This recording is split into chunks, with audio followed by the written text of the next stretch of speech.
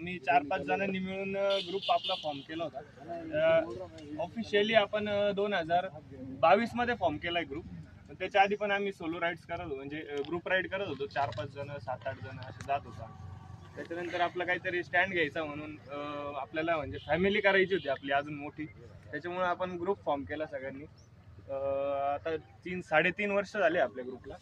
तेव्हापासून आपण पहिल्यापासून सगळे डिसिप्लिन फॉलो करतो, सगळ्यांना डॉक्युमेंट्स वगैरे सगळ्यांचे क्लिअर पाहिजे आपल्याला सगळ्यांचे।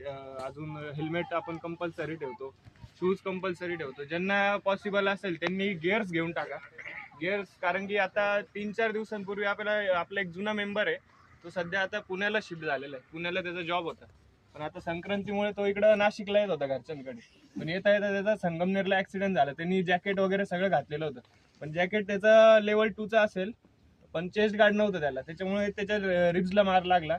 त्यांनी नी गार्ड्स घातलेले नव्हते म्हणून पायाला थोडंसं क्रॅक गेलंय त्याच्या। बाकी त्याने सगळं जॅकेट घातलेलं होतं, सगळं होतं, हेल्मेट होतं म्हणून तो वाचलाय। फक्त थोडेसे जिथं गिअर्स नव्हते तिथं त्याचं फ्रॅक्चर झालेलं, इम्पॅक्ट झालाय तिथं। बाकी काही नाही, तो आता 2-3 महिन्यात रिकवर होणार आहे। आणि बाकी काही नाही, जिम्मे बोल तिला।